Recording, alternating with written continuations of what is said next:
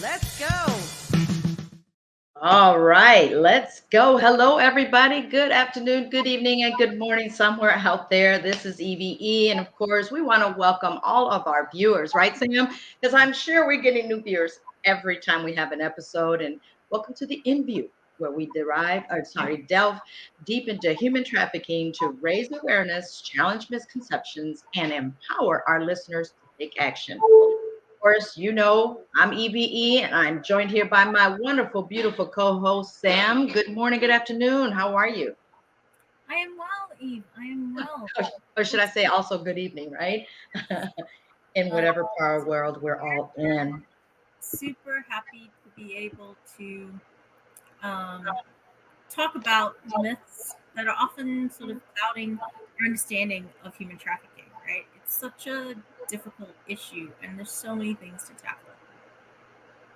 It sure is. And of course, human trafficking is a term that's often thrown around, but we all know that what was that actually meaning? What does it really mean? Some of us really don't know, Sam. And why don't you just kick us off by defining what is human trafficking? Yeah, so I mean, at its core, it's the exploitation of people through force, fraud, or coercion for the purpose of forced labor, sexual exploitation, or other forms of human-based slavery. And it's really important to understand that trafficking doesn't always involve movement across borders.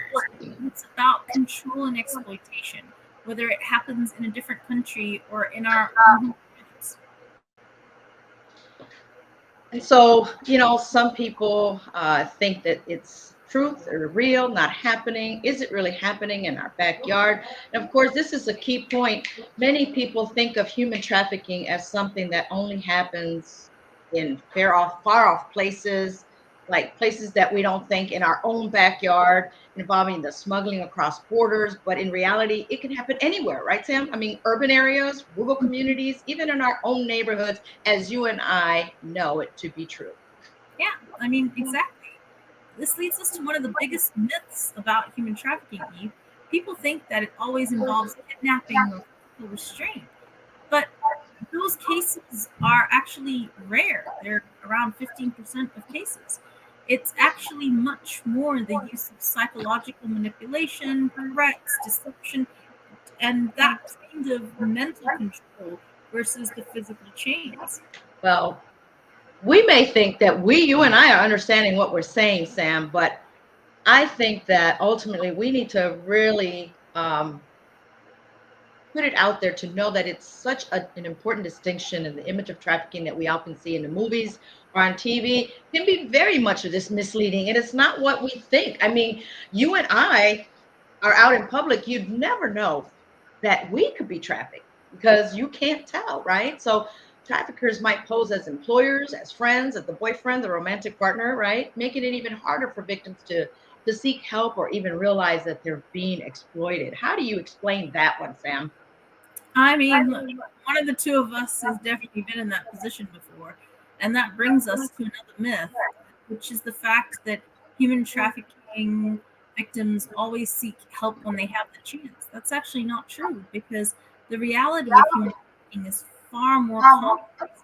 Many victims don't even see themselves as victims. So let's just start there. They don't realize that they're being trafficked half the time.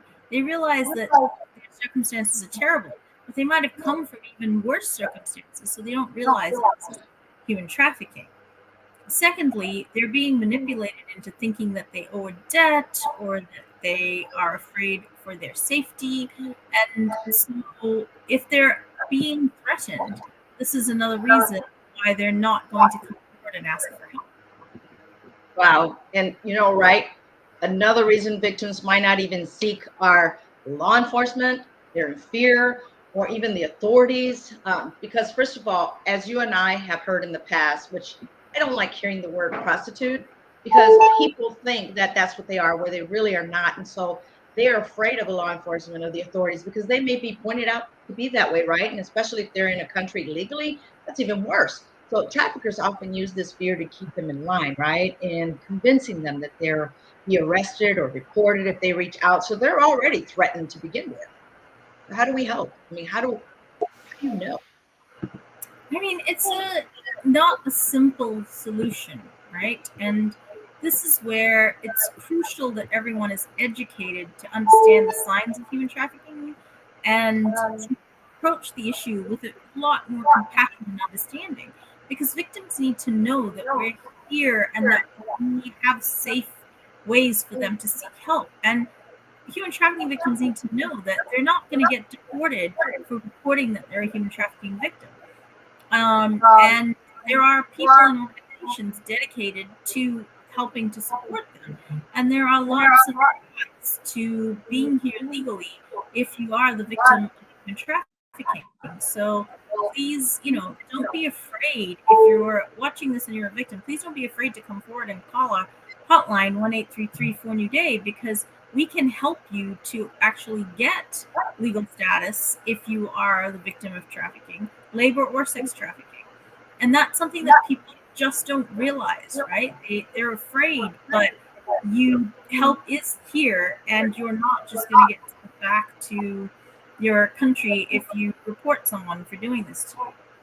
Yeah, and actually, from what I'm finding out, and tell me if this is true, Sam, and maybe our viewers don't know this, is the fact that they're in fear of being deported, were actually what the actions that have been committed towards them or against them is actually something that they could, it's like their safe haven, that actually will help them stay here somewhat legally, just like domestic violence victims, right?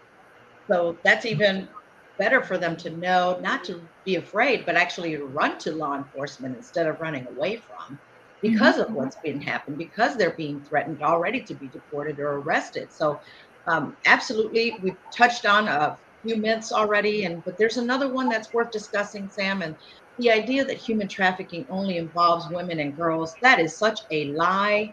I mean, the truth is men and boys are also trafficked, and people like, what? I didn't know that. Oh yeah, these sickos, if I can call them that, have fun with boys too, and especially subjected to labor trafficking. There's a lot of young kids being exploited that way, and sexually also, and other forms of abuse. Yes. So today in the United States, it's about 35% men and boys, 65% women and girls. In Canada, the percentages are quite different. It's actually up in the 90s for women and girls and around 6% for men and boys. The international numbers are a little bit different because labor trafficking has higher rates of men in other parts of the world, but certainly women and girls are a higher percentage. But unfortunately, the percentage of men and boys is growing. So it depends on what country you're in, and there are countries in which men and boys, particularly in labor trafficking, outnumber women. But unfortunately, it is still globally an issue, a women's issue for sure. Yeah. And so fathers, mothers, don't just think it can happen to your daughter. It can happen to your son too. And Mhm. that's really bringing awareness to your household and to anywhere, at schools, churches, what have you. And on that note, we also need to dispel the myth that trafficking only affects people of a certain socioeconomic status. Not. While poverty and a lack of opportunities can make individuals more vulnerable, trafficking can happen anywhere to anyone, even those from stable, affluent backgrounds. I mean, no one's immune to this. Absolutely. Absolutely. Um, it's not just about vulnerability, it's about exploitation. And exploitation can happen to the vulnerable. And vulnerability isn't about socioeconomic status, it's about emotional vulnerability, because most of this is about control. And a lot of victims that fall prey are on the fringes of things from a vulnerability standpoint, not necessarily a socioeconomic one. So, Right. I broke up with my boyfriend. I just had witnessed something terrible. I've just been raped. I've just had, um, a fight with my mom, my dad, my Right. cousin, whatever, a grandparent. Any childhood experience that is adverse can lead to vulnerability, Yes. regardless of the socioeconomic status of it, right? And it's that vulnerability that gives traffickers a way in, because they are skilled at finding ways to exploit people that they see as potentially profitable.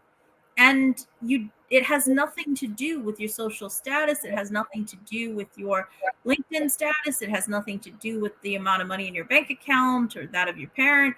It has everything to do with vulnerability and the place where a trafficker can get a hook into you, to provide you with an emotional or physical need that you may have that you're not getting somewhere else. And that's the piece of vulnerability that people don't understand.